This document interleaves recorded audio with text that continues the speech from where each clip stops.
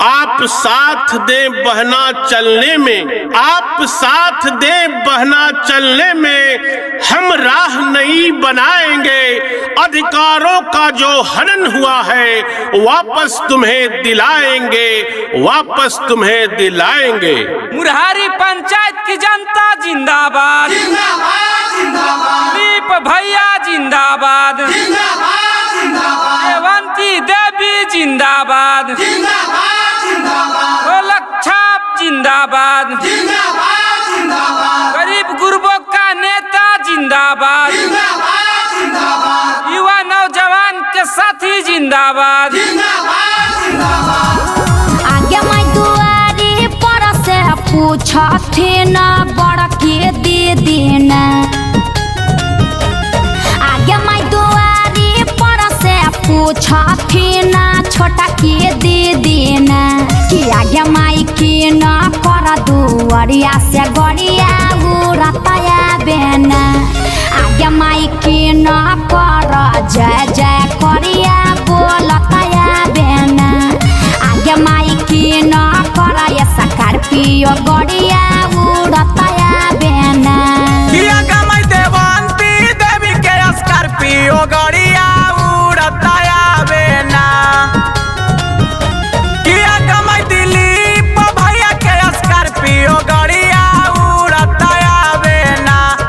आगे माई ढोलक छपनी सनवा झंडावा फहरताया बेना, आगे माई 2 नंबर पर बटम दबाइए देबैना, आगे माई अब कीन का मुखी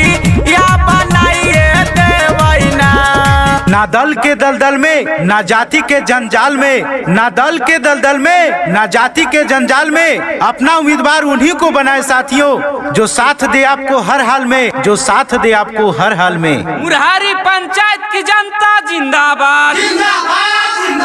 दीप भैया जिंदाबाद,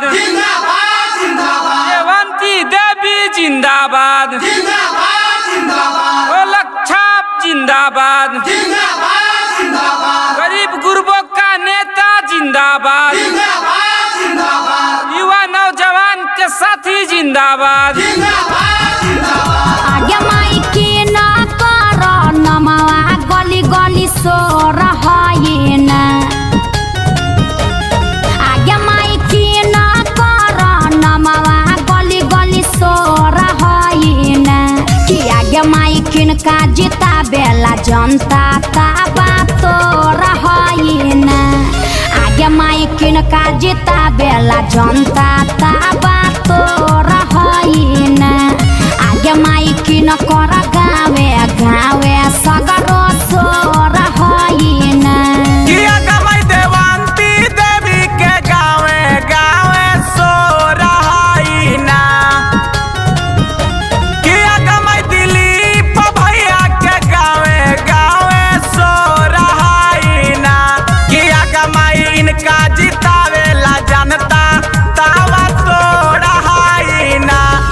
आगे माई इनका जितावेला जनता तावा तो रही ना, आगे माई ढोलक छप पर बटम दबाइए देबैना। मुरहारी पंचायत की जनता जिंदाबाद, दीप भैया जिंदाबाद, देवंती देवी जिंदाबाद, ढोलक छाप जिंदाबाद, गरीब गुरबों का नेता जिंदाबाद, आगे माई हम पानी युवा नौजवान के साथी जिंदाबाद। होई है ना, आगे माई गरीब मजदूर किसान के मददगार होई है ना, कि आगे माई अब के अपना गौवा में किन कर जकार होई ना, कि आगे माई अब के अपना गौवा में किन कर जकार होई ना,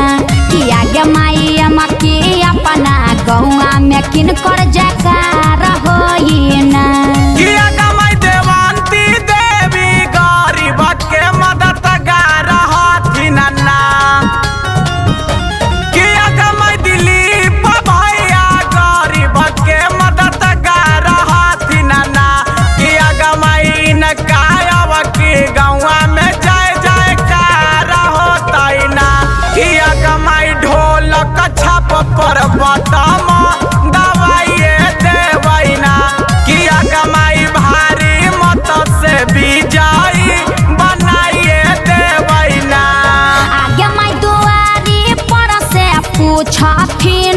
छोटा की दीदी ना कि आगे माई की न कर दुआरिया से गड़िया उड़तया बेना आगे माई की न कर जय जय करिया बोलतया बेना आगे माई की न कर ये स्कॉर्पियो गड़िया